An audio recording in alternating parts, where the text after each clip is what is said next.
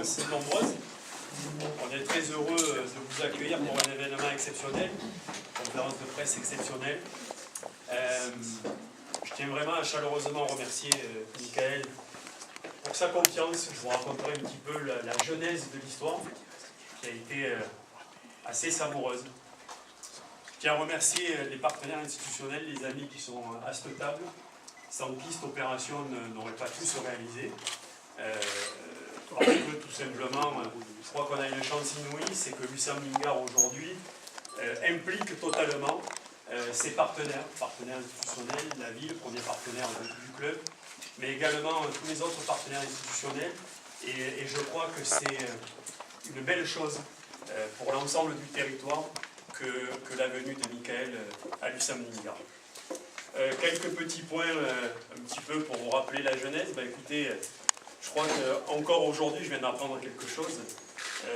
Michael en parlera un petit peu, mais commence à germer l'idée de venir à Nîmes. En tout cas, un jour, j'ai reçu un appel de son représentant. J'aime pas le terme d'agent parce que c'est extrêmement réducteur, et surtout quand on connaît son représentant et son conseil, qui est Andrei Gulic.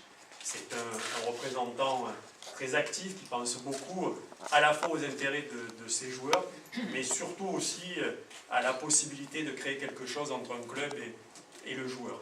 Donc il m'a téléphoné au mois d'octobre en me disant qu'il y avait peut-être la possibilité que Michael Higou puisse rejoindre le club de l'USAM Lingard.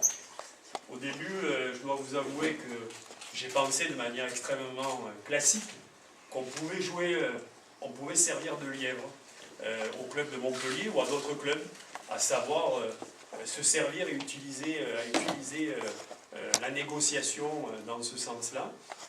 Et rapidement, il m'a dit non, il y a vraiment un intérêt de la part de Michael pour ce projet, il y a vraiment une envie de réfléchir à cette idée-là.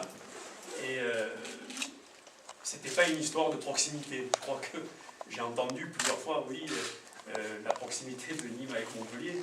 Je crois qu'il y a 2 ans, si la situation s'était présentée, je crois que Michael ne serait pas venu et n'aurait pas été intéressé par le projet sportif. Je crois que si on jouait le bas du tableau ou le milieu du tableau, quand on parle de compétiteur, je crois que la première des choses qu'il aime, c'est gagner des matchs, et qu'aujourd'hui, il a plus de chances d'en gagner avec l'USAM Lingard aujourd'hui, ce que nous sommes devenus, et le projet qui a pris forme depuis maintenant 7 ans. Je crois que les planètes s'alignent pour que, effectivement, la venue de Michael se concrétise.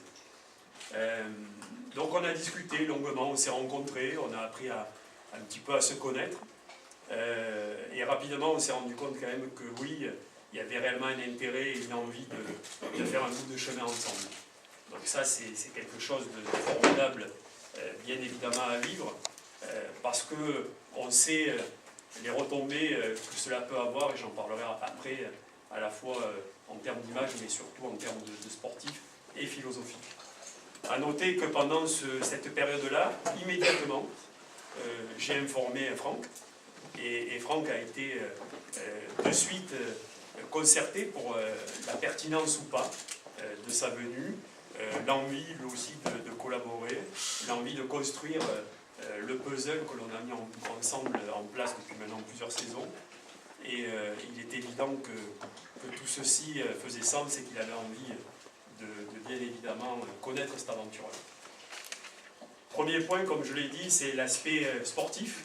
Un aspect sportif avec une équipe, la Green Team, renforcée, parce qu'un joueur qui amène une véritable plus-value, à la fois au poste d'ailier gauche, mais également au poste de demi-centre. On a la chance, avec la venue de Michael, de pouvoir bénéficier de l'expertise sur 2 postes. Et je laisserai Franck développer là-dessus, sur un petit peu la vision qu'il a. Donc, un aspect sportif renforcé pour la saison prochaine. Et on espère, bien évidemment, et on fera tout pour s'accrocher à ce top 5.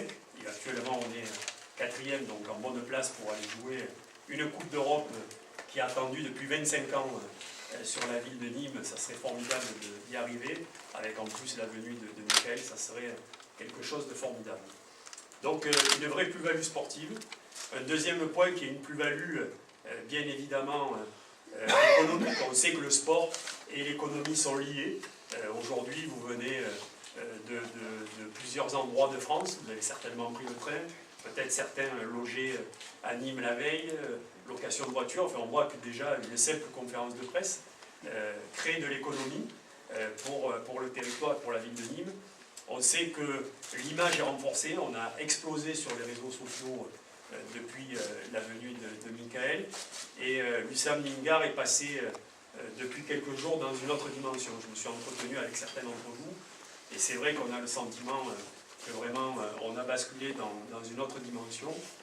Je dirais aussi que c'est le travail qui a été effectué depuis de nombreuses années, qui, avec cerise sur le gâteau, la venue de Michael, permet de basculer dans cette dimension-là. Et enfin, je terminerai par le point qui est le plus important, celui qui nous tient le plus à cœur, et qui nous tient le plus à cœur, c'est l'aspect philosophique.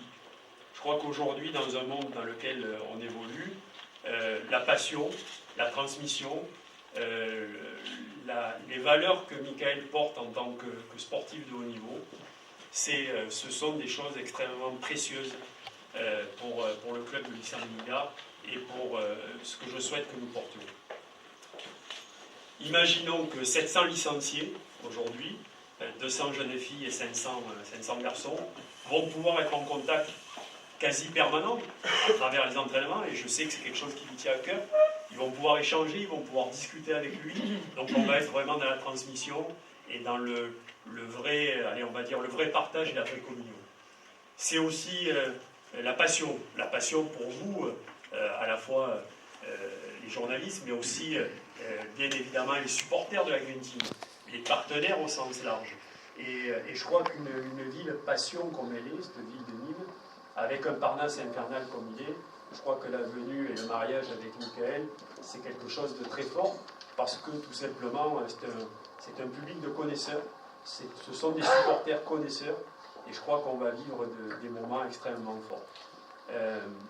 C'est quelque chose qui fait également sens dans l'équipe, au niveau de la transmission. On a des jeunes à très fort potentiel, bien évidemment, et avoir la possibilité d'être aux côtés de Michael, ce sont vraiment des choses, des moments qui sont très enrichissants et qui vont être de formidables accélérateurs. Donc, pour toutes ces raisons-là, je crois que sa venue est événementielle. Je crois que aussi, ce qui est à noter, c'est qu'il a choisi de sortir d'une zone de confort. Il aurait pu très bien demain imaginer aller dans un club qui a plus de moyens, qui boxe dans une catégorie supposée autre, mais je crois qu'il avait envie de donner du sens. Il en parlera un peu plus tout à l'heure, je pense. Mais je crois que de donner du sens à un moment donné dans sa vie, c'est aussi ça. C'est transmettre, c'est partager, c'est inspirer, parce que oui, il va inspirer bien évidemment des joueurs. Franck, on échangeait tout à l'heure sur un jeune joueur très prometteur qui a envie de venir au club dans le club de l'USAM Nîmes-Gare. Je crois qu'il a envie de venir parce qu'il a dit « j'aimerais rencontrer Michael Higuin ». Et ça, c'est quelque chose d'assez exceptionnel. Voilà, je crois que j'ai été assez bavard. Je vais laisser la parole à Franck pour la partie sportive. Merci de votre écoute et encore une fois, cher Michael, merci d'être des nôtres. Merci. Me concernant, c'est un moment extraordinaire avec l'arrivée de Michael, et c'est signe d'une santé, c'est signe de bonne santé pour l'équipe et pour le club. Je crois que ce que l'on fait à la fois sur le terrain et en dehors, c'est relativement sexy, et ça attire des joueurs comme Michael. Donc on a passé un cap cette année dans ce que l'on produit sur le terrain. Le club se structure depuis l'arrivée de David, et être aujourd'hui capable d'accueillir un joueur du niveau de Michael, ce qu'il représente, son aura, son talent, sa compétence, c'est quelque chose d'extraordinaire. Alors, moi je le vois comme un accélérateur de particules et comme quelqu'un avec qui on va partager les connexions. C'est-à-dire que m'appuyer sur Michael, son expérience, ce qu'il a vécu, son talent, partager des choses sur ce qu'il a pu emmagasiner comme expérience et comme souvenir dans le handball, ça va être quelque chose de très valorisant et je suis sûr, très bénéfique pour le staff et pour les joueurs, comme l'a dit David, puisqu'on a beaucoup de jeunes joueurs dans cette équipe. C'est une équipe qui n'a pas encore atteint le maximum de son potentiel. Et l'arrivée de Michael, que ce soit sur le poste d'ailier gauche ou sur le poste de demi-centre, ça va être un formidable accélérateur de particules. Donc je suis très fier de pouvoir collaborer avec Michael. Quand ça a été officiel, je lui ai envoyé un message simplement en lui disant merci de nous faire confiance. Je crois que c'est ce qui va faire qu'on va pouvoir travailler ensemble. Il vient à l'USAM parce qu'il a encore envie de gagner des matchs. Il vient à l'USAM parce que le projet lui plaît, qu'il a envie de partager des choses avec nous. Et on sera dans cette communication-là avec lui. Je pense qu'il a autant à nous apporter que ce que l'USAM peut lui apporter sur les 2 prochaines années. Il a commencé demi-centre. J'espère qu'il pourra terminer sa carrière à l'USAM en étant le meneur d'une équipe qui a ses objectifs. Merci. Michael, peut-être un petit mot. C'est à moi. Allez. Tout simplement, merci de m'accueillir à Nîmes de cette manière. Merci à tous ceux qui ont permis que cette chose se réalise. C'est ouf. Ça fait 20 ans que j'étais dans le même club et c'est vrai que sortir de sa zone de confort et se retrouver à mon âge, d'avoir un accueil, que ce soit par les politiques et par le président, l'entraîneur, d'entendre ces gentils mots, pas seulement avant l'annonce de mon jubilé. Avoir pour un dernier contrat, je pense, dans lequel je vais investir à 200%, c'est très valorisant et je remercie tout le monde et c'est très motivant.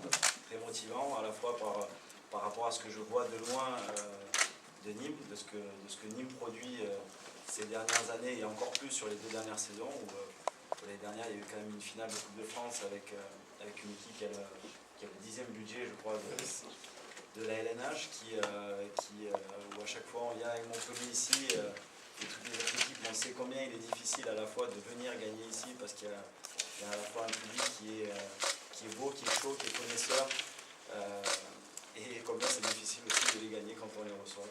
Donc très très heureux de pouvoir participer. Après je vais venir en toute humilité parce qu'ils sont aujourd'hui 4e et en position pour se qualifier pour une coupe EHF, donc j'allais dire ils n'ont pas forcément besoin de moi pour faire de grandes choses, mais je vais arriver en toute humilité et voir comment je peux aider cette équipe à grandir. Je viendrai en tout cas avec plein de motivation à la fois sur le terrain et dans le vestiaire et en dehors aussi pour aider à faire grandir ce club et vivre, je l'espère, 2 années exceptionnelles. Merci beaucoup. Bien.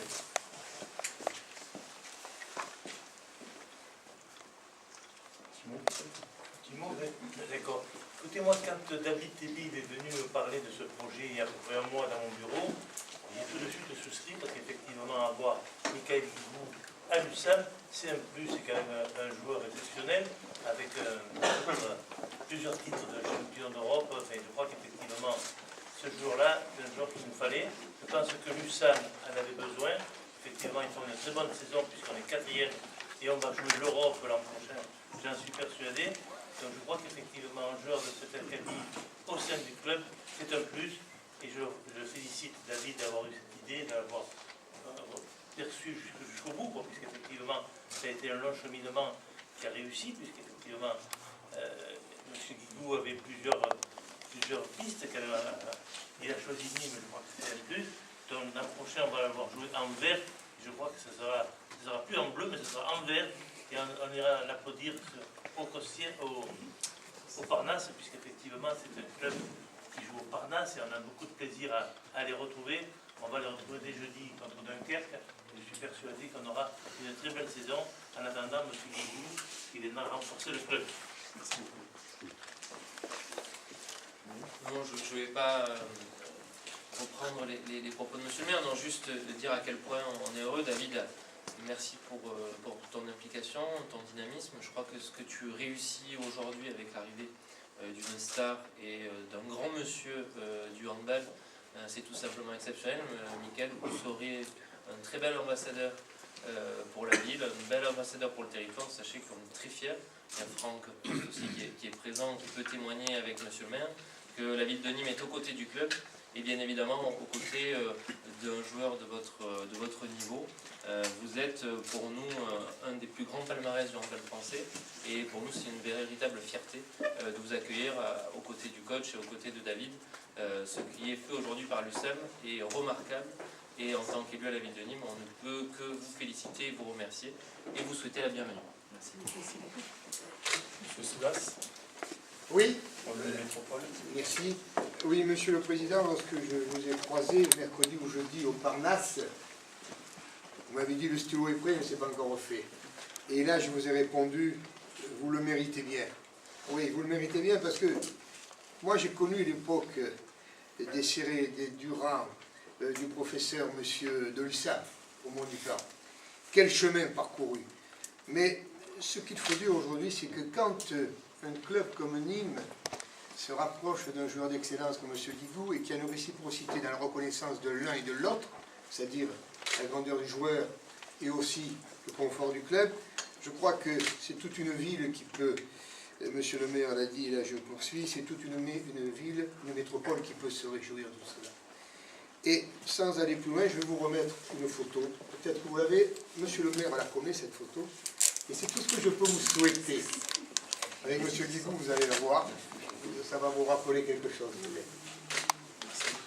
On va le regarder en pré. Ah oui. Les arènes, belle image. Monsieur Pfeffer avait mis du monde de partout. L'arbitre ne voulait pas jouer le match parce qu'il y avait du monde partout. Voilà ce que je peux à vous, monsieur Guigou, et à monsieur le président et tout l'ensemble du club, ce que la métropole peut vous souhaiter. C'était Merci. le même match qu'hier, hein, c'était Nîmes-Barcelone. Non, hier, ça a été Bastille, des moments inoubliables. pour le conseil départemental. Oui, Monsieur le Président, oui. D'abord, je voudrais quand même excuser le président Denis Bois qui est aujourd'hui à Paris, au salon de l'agriculture. Bon, alors moi, je n'ai pas amené de photos. Je n'ai pas les photos et les archives, même si on peut chercher, mais je crois qu'à travers le département du Gard et son président, d'abord, j'amène le soutien. Ce qui est important en tant que collectivité, puisque toutes les collectivités sont présentes, de la ville, de l'agglomération, de la région, évidemment, et le département, parce que l'USAM, c'est bien sûr l'USAM de Nîmes, mais c'est aussi l'USAM, c'est le département du Gard, et quand l'USAM joue, ça représente, je crois, les valeurs de ce département. Alors, bien évidemment, je crois que sans trahir le département et son président est derrière le projet. Et d'abord, moi, ce que j'ai retenu assez important, notamment par Michael, qui a un peu rapidement expliqué, c'est bien sûr qu'il y a le palmarès, c'est important, d'un grand joueur, mais il y a ce côté savoir rester humble. Ça me touche déjà. Je crois que ça correspond aussi aux valeurs de ce grand club qui est l'USAM et c'est son président qui actuellement est dans une dynamique. Et la deuxième raison, c'est le projet. Parce que un club, quel qu'il soit, il faut qu'il ait des ambitions. Et les ambitions se portent par un projet, par son président, une équipe, un entraîneur. Et bien évidemment, il faut que ça soit partagé par les joueurs. Et quand un joueur avec un aussi grand palmarès, qui connaît un petit peu toutes les ficelles de ce sport de haut niveau, quand il adhère à ce projet, je crois que ça peut nous laisser de l'espoir pour qu'on aille beaucoup plus loin, et c'est quand même l'intérêt, je crois, que nous recherchons les uns et les autres. Merci. Merci. Bien, écoutez, avec plaisir, on répond à vos questions. Vous avez parlé de changer de dimension tout à l'heure. Dans quelle dimension vous rentrez aujourd'hui? Mais en tout cas, on rentre dans une dimension qui est une dimension d'exposition beaucoup plus forte. Après, ce qui m'importe, ce ne sont pas les apparences. Ce qui m'importe, c'est la véritable assise structurelle du club, l'ambition que nous avons depuis maintenant de nombreuses saisons, avec la volonté de s'installer dans un top 5, et ce, saison après saison, parce qu'y arriver une saison c'est une chose, s'y installer c'est autre chose. Et je crois que tout simplement la venue de Michael, il vaut mieux entreprendre ce type de projet et d'aventure avec le soutien de Michael que de l'avoir contre soi. Donc bien évidemment, à la fois de dimension médiatique, et il n'y a qu'à voir l'engouement qu'il y a pour cette conférence de presse aujourd'hui, mais également dimension sportive et économique. ce sont avant tout les piliers qui doivent bien évidemment nous guider. Et on voit que bien évidemment on arrive à construire ce projet saison après saison pour arriver, je l'espère, à la fin de celle-ci avec une Coupe d'Europe en ligne de mire. À noter également l'adhésion des joueurs prometteurs. Je pense aux signatures et aux prolongations de O'Brien Niateux, de l'ensemble de ce collectif. D'ailleurs, Michael, on a eu des échanges et il me posait la question de savoir avec qui il allait être entraîné. Et pour lui, c'est quelque chose de capital que de savoir avec qui il va aller à la guerre les saisons à venir. Parce que le mot est un petit peu fort, mais c'est un mot qui est quand même coutumier dans le langage sportif. Et s'engager comme il va le faire, je pense qu'il peut le faire avec, à l'intérieur d'une équipe comme elle est bâtie pour les saisons à venir, que voilà, ça prouve vraiment cette qualité.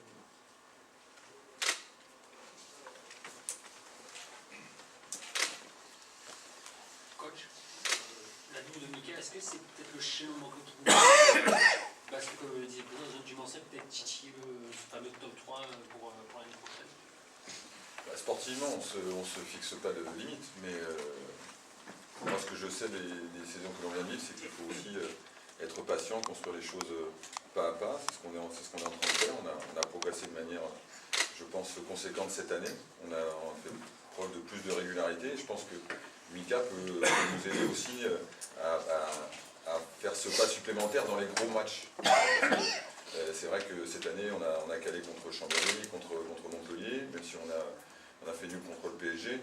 On se rend compte que sur une saison, les gros matchs contre les équipes qui sont en Champions League, il nous manque encore quelque chose. Donc c'est une question d'expérience et justement la visite de Michael peut nous aider sur ce genre de match à aller regarder pendant toute une saison, les yeux dans les yeux, ce genre d'équipe. Donc il va falloir de la patience aussi parce que Mika va arriver dans un collectif qui ne va pas bouger. Ça sera la seule recrue la saison prochaine. Donc on va faire de la place pour Mika, mais je crois aussi qu'il aura aussi besoin de temps pour prendre ses marques et arriver au maximum de ce qu'il pourra nous apporter. Mais effectivement, c'est sûr qu'un joueur de sa compétence, que ce soit sur le poste d'ailier gauche ou sur le poste de demi-centre, ça peut nous faire basculer dans une autre dimension, comme l'a dit le président tout à l'heure. Michael, à quel moment tu t'es dit je vais être un joueur de l'USAM? C'est quelque chose qui s'est passé progressivement.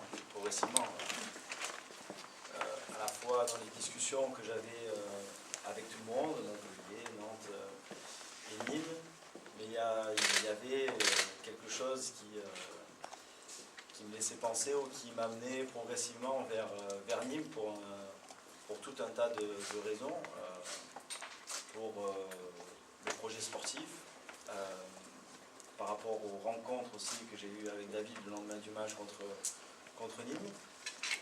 Le coup de téléphone que j'ai passé aussi à Franck, avec lequel on a pas mal échangé, et ça s'est fait progressivement et la décision est venue tout naturellement parce que dans ma carrière sportive, j'ai privilégié toujours un ensemble de choses.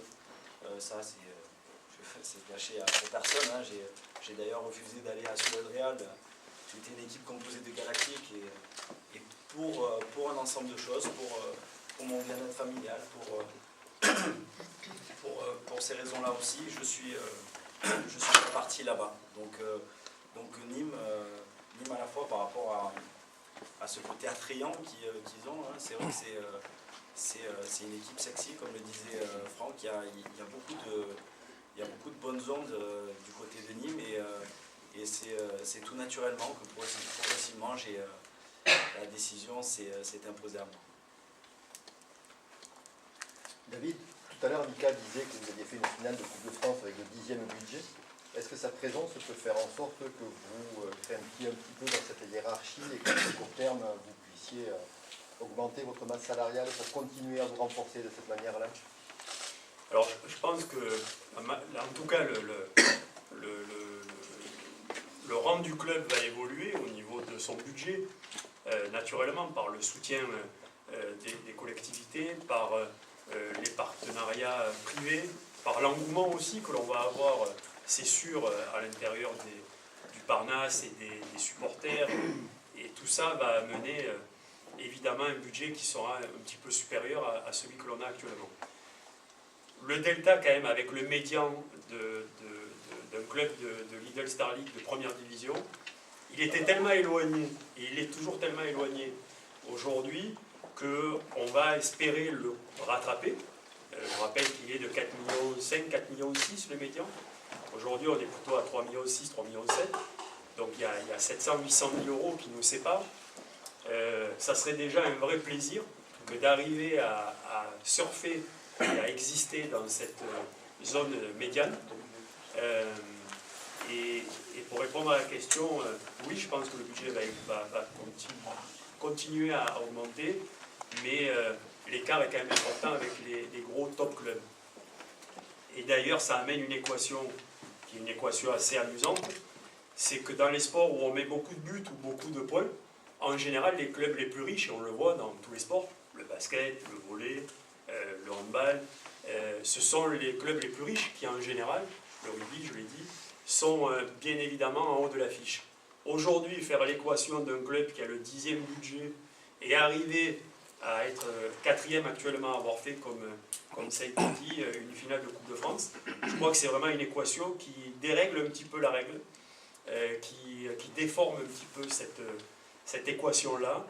Et en tout cas, si on peut continuer à l'être et à montrer que, allez, on n'aime pas les mathématiques et qu'on change un petit peu les formules, ça me va bien, en tout cas, philosophiquement, de continuer à essayer d'être dans cette lignée. Tu parlais tout à l'heure que tu voulais sortir de ta zone de confort à Montpellier. Comment tu appréhendes ce nouveau départ maintenant? Bon, sans trop de stress non plus. Hein. Voilà, après, c'est du handball. Je connais déjà quelques joueurs, il y a quelques anciens Montpelliérains. J'arrive avec Louis Salou, par exemple, avec qui j'ai passé de nombreuses années, avec qui on a toujours resté en contact. Il y a des Bonnet aussi, Benjamin Gallego. Voilà, et les Nîmois, j'en connais quelques-uns.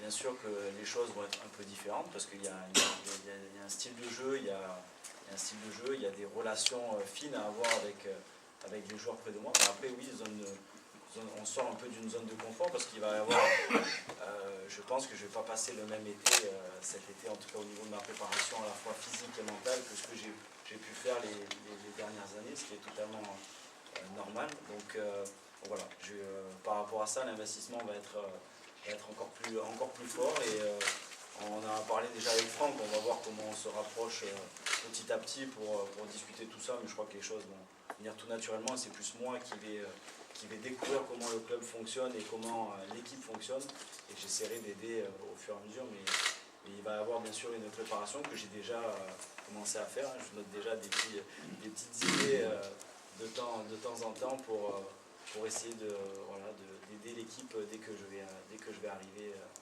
au club de Nîmes l'année prochaine. Au mois de mai, il y a le match retour entre USAM et Montpellier. Ça se passe déjà? J'ai regardé, bien sûr. On en a parlé tout à l'heure. À quel moment il y allait avoir ce match? J'ai regardé, mais je crois que beaucoup de choses seront décidées, je pense, dans la situation aujourd'hui. Le championnat est pas plus ou moins décidé aujourd'hui, mais des choses commencent à se dessiner, donc je pense que ça sera plus un match pour le plaisir. En tout cas, bien sûr que j'attends. Je suis un peu impatient de venir pour avoir peut-être un autre accueil. Hein, cette fois-ci, un peu plus chaleureux. De la Green Cup, hein, on verra, mais bien sûr que c'est des choses que je regarde et que je suis impatient de vivre. Est-ce que, Michael, l'attrait, donc la cour que t'ont fait les Nîmois t'aide à digérer un petit peu la fin de l'histoire avec Montpellier? Déjà, je vais en profiter quand même pour remercier Nantes, qui a, à la fois il y a 3-4 ans, quand j'avais eu des négociations compliquées aussi avec Montpellier, s'était déjà positionné, donc je vais quand même en profiter pour les remercier, parce que ça fait 2 fois qu'ils se bougent et qui ont fait beaucoup d'efforts, et bien sûr que j'aurais aimé jouer avec mon pote Roch Félio à Nantes, mais les choses ne sont pas passées ainsi, mais c'est quoi ta question, pardon? Dis-moi, parce que je suis pas resté sur Nantes.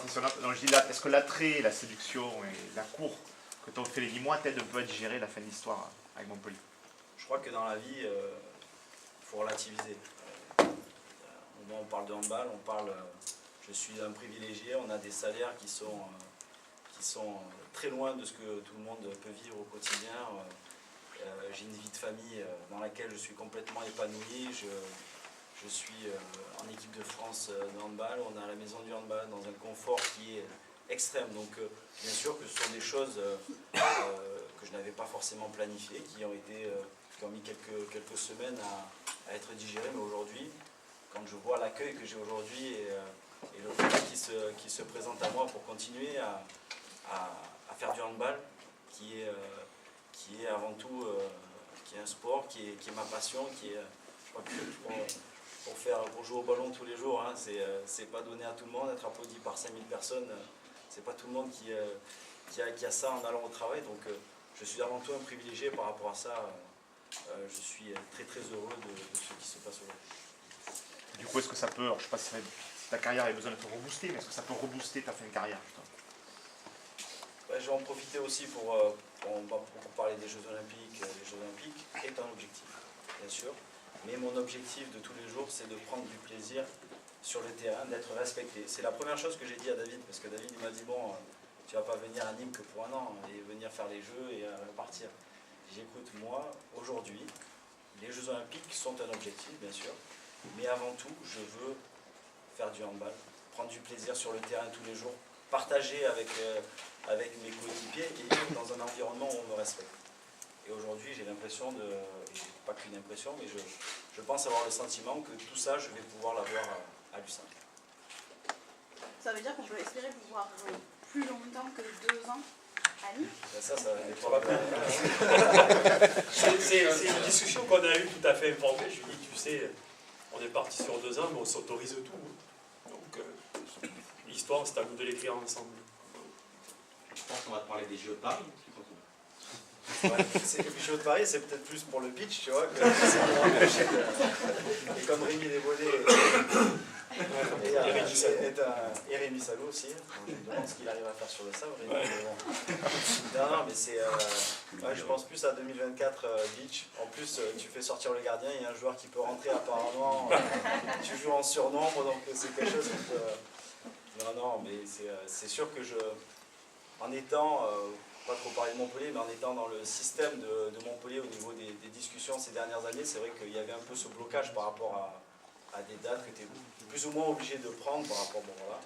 Aujourd'hui, je crois que grâce à Nîmes, et je les en remercie, la seule limite sera à la fois la compétence que je serai capable d'avoir sur le terrain, être jugé uniquement là-dessus, et ce que je vais bien sûr être capable d'apporter en dehors. Et ça, voilà, il n'y a plus de frein, il n'y a plus de limite par rapport à ça, et ça pour pouvoir continuer sa carrière, sans parler de finir sa carrière, pour pouvoir jouer et continuer à jouer en handball, c'est quelque chose, c'est une très très grande liberté, je les en remercie. Quand tu as dit qu'il y a eu ce blocage avec Montpellier, qu'ils n'ont pas voulu te prolonger, tu avais dit que les JO c'était un objectif. Est-ce que tu as été inquiet un moment sur le fait que peut-être que tu ne pouvais pas poursuivre ta carrière de jeune et ne pas aller au JO? C'est ce que je disais un peu tout à l'heure, à un moment tu relativises. Si j'avais dû arrêter ma carrière, si un projet comme celui de Nîmes ne s'était pas présenté, tant pis, des Jeux Olympiques j'en ai fait 4, je crois, si j'en ai gagné 2. Certes, les Jeux Olympiques c'est beau, c'est magnifique, mais quand il y a une équipe avec laquelle tu pars pour gagner, tu te prépares pendant 2 mois, quand tu ressors les Jeux comme on est ressorti en 2016 et que tu perds, tu n'as pas forcément qu'un bon souvenir des Jeux Olympiques, donc il y a le côté que tout le monde voit, et après il y a le côté compétiteur aussi que tu peux percevoir, et voilà, c'est pour ça que les Jeux Olympiques aujourd'hui sont plus du tout une priorité, et c'est surtout le plaisir que j'espère prendre l'année prochaine avec Émilie.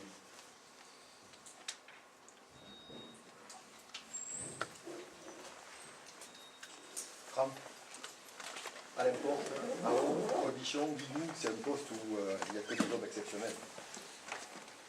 Oui, alors on a la chance de pouvoir compter sur des ailiers gauche dans l'histoire de l'USAM qui ont été des joueurs extraordinaires, qui ont surtout montrer le caractère de l'équipe et du club. Donc je pense que Mickaël il s'inscrit complètement dans cette lignée-là, à la fois du joueur extra talentueux, capable d'apporter beaucoup de dynamisme sur un grand espace, mais surtout qui transmet les valeurs du club. Donc même s'il n'est pas nîmois, il sera nîmois dès qu'il mettra le maillot. Et je pense que c'est ce qui a fait la force de notre recrutement jusqu'à maintenant, et Mika on est vraiment l'aboutissement. C'est de se dire on recherche le talent, la compétence, mais on cherche aussi les joueurs qui peuvent s'inscrire dans le projet. Voilà, j'ai entendu dans ce qu'a dit Mika depuis le début, les beaux projets, amour, passion, ambition, c'est ce qui caractérise ce qu'on fait depuis que David a repris le club. Et ce poste-là, c'est un poste emblématique à l'USAM. Et vraiment, c'est une chance exceptionnelle que l'on a de pouvoir accueillir Mickaël, parce que c'est un formidable dynamiteur de projet. David rappelait tout à l'heure, j'ai un message d'une maman hier sur mon portable qui me dit ouais, mon fils va venir parce que mon fils a envie de voir jouer Mickaël. Donc c'est aussi tout ce qu'il va pouvoir transmettre en tant que joueur à toutes les composantes du club, et en particulier dans le domaine sportif. On ne va pas s'appuyer sur Mickaël uniquement dans ce qu'on va faire avec l'équipe 1, mais dans tout ce qu'on va pouvoir libérer comme énergie au niveau du club. Et ça, je dirais, ça n'a pas de prix, ça. Voilà, on va pouvoir vraiment compter sur un élément qui va traîner tout le monde, qui va donner de l'énergie, qui va donner de la compétence. Et ça, c'est un atout exceptionnel pour le club. Il y a un certain Franck Maurice qui est passé à ces deux postes-là, oui, je crois, à l'USAM. Oui, alors c'est pas celui qui a laissé le plus grand souvenir. Mais, il m'a pas cité. Mais je pense qu'il l'a fait exprès. C'était évident. C'était évident. Merci.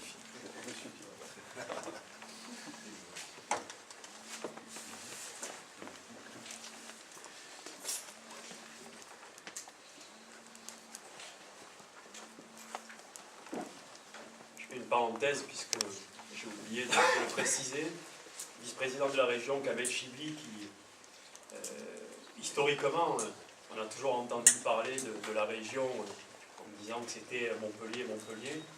Il m'a envoyé un petit message et il a eu Mika tout à l'heure sur la route, et il est désolé de ne pas être des nôtres, mais bien évidemment il est très heureux, il soutient totalement ce projet et ce mariage entre Wissam N'Dogar et Mickaël. C'est quelque chose, c'est vrai, on en parlait tout à l'heure, tu as longuement parlé avec lui sur la route, avec le Kikmani, non pas et donc voilà, il y avait son nom qui était là, on l'a vu. Président, est-ce que c'est en tout cas un retour des choses que Mickaël vient à l'USAM, parce que pour faire un historique, il y a 20 ans quand il était à Avignon, Nîmes, on avait proposé qu'il vienne à Nîmes. Le club à l'époque, ses dirigeants n'avaient pas accepté. Montpellier avait raflé la mise. Du coup, maintenant qu'il arrive, est-ce que c'est trouver un retour des choses? Alors ce n'est pas le club, c'était la structure fédérale, c'est-à-dire le pôle sport, l'équivalent du sport-études à l'époque.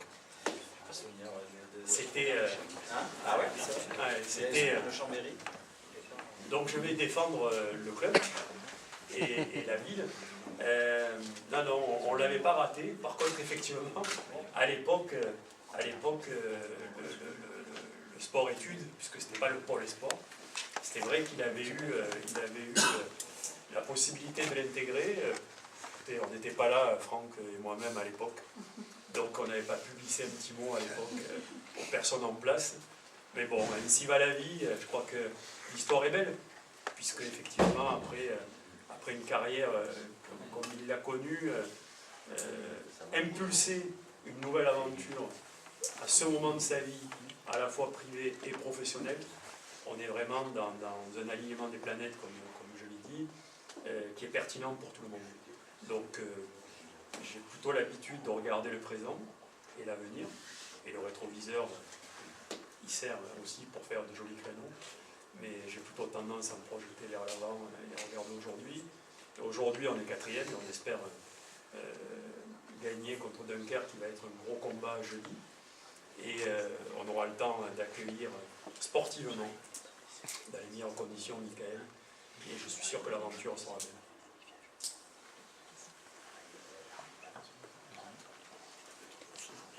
Vous avez dit que c'était la seule recrue de la saison prochaine. Même si l'USAM devient européen, il n'y aura pas de nouvelles têtes? sais pas. On aimerait, en tout cas, ce qui est sûr, c'est qu'il y a un effectif qui est conséquent. Je crois qu'il ne faut pas avoir des joueurs pour dire on a des joueurs et on se rassure en ayant toujours plus de joueurs. Je crois qu'il faut qu'il y ait du sens. On l'a dit avec Franck, on est très souvent ensemble. Ma femme qui est présente peut l'attester. Donc, on est très souvent au téléphone ou même ensemble quotidiennement aux entraînements. Je crois qu'il faut donner du sens aux choses. Et s'il y a un joueur, c'est parce que peut-être que l'effectif bougera, un départ peut-être anticipé, peut-être une signature d'un de nos jeunes aussi issus de notre formation, on y réfléchit, et ça serait aussi quelque chose de pertinent. Voilà, pour l'instant, à l'instant T, effectivement, ça ne bouge pas, on ne sait pas de quoi demain est fait. Ce qui est sûr, c'est que jouer une Coupe d'Europe, jouer le championnat, jouer une Coupe de France et une Coupe de la Ligue, on sait à quel point c'est difficile de jouer sur tous ces tableaux. Et c'est mieux de jouer sur tous ces tableaux avec un effectif de qualité fourni.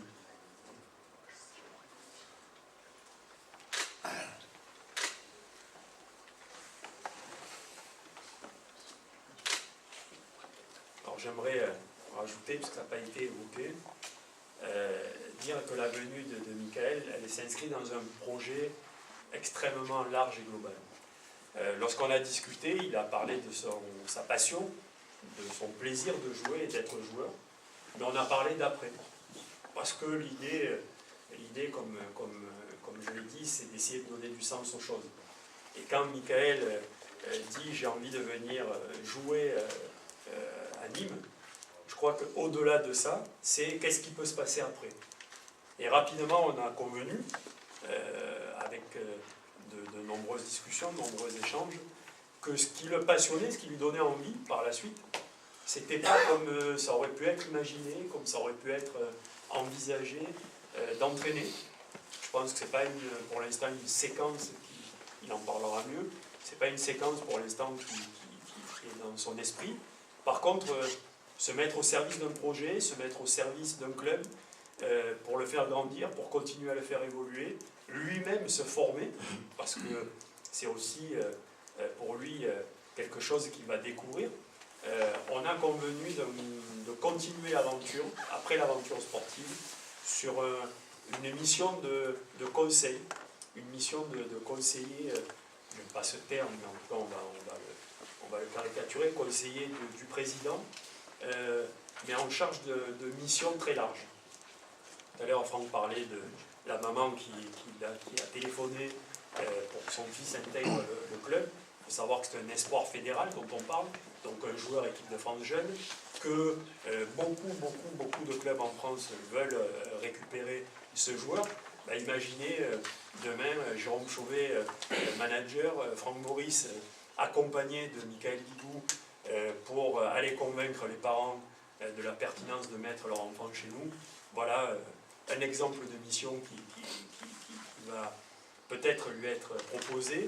Également être en lien avec les partenaires institutionnels, vous qui êtes présents. Également être en lien avec les partenaires privés. Et puis un formidable ambassadeur. Comment imaginer une figure emblématique, une personne avec ses valeurs surtout, qu'il porte, parce que là on ne parle pas de handball, je crois que la passion qu'il y a autour de sa venue, c'est surtout la symbolique en termes de valeurs qu'il porte et que ce club porte. Donc je crois que voilà, c'était naturel aussi d'évoquer ça et de dire que c'était la continuité du projet que l'on avait évoqué ensemble. Justement, Michael, ça a été une des conditions après que Michael joueur, la reconversion aussi au sein de nos clubs, ça faisait partie aussi du dilemme entre les deux.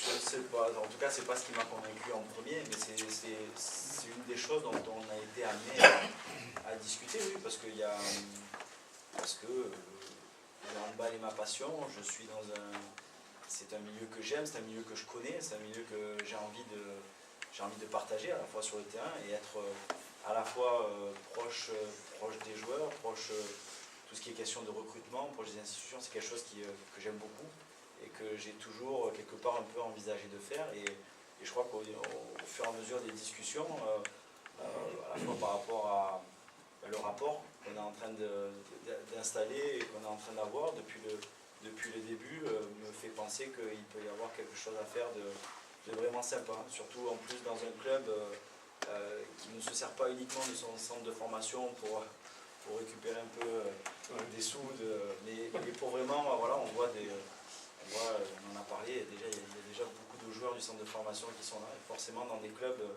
un peu plus moins forts au niveau économique, c'est quelque chose qui est très important, et faire venir des jeunes joueurs et les motiver à venir dans un club dans lequel ils ont potentiellement un réel avenir, c'est quelque chose qui me touche et qui certainement me motivera.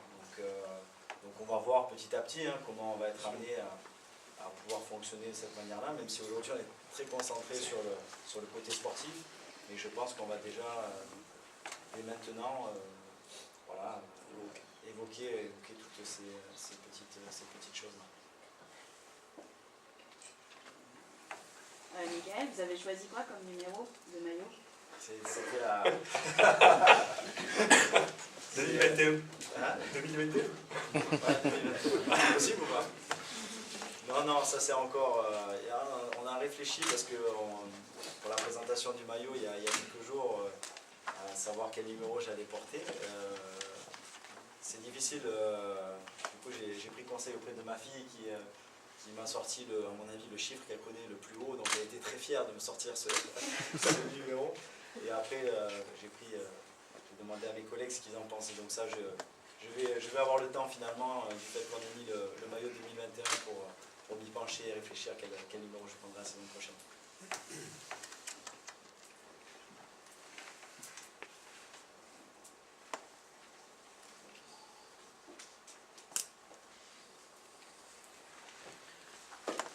Question? Écoutez, merci. Merci. Le verre de l'amitié, je vous attends. Merci beaucoup.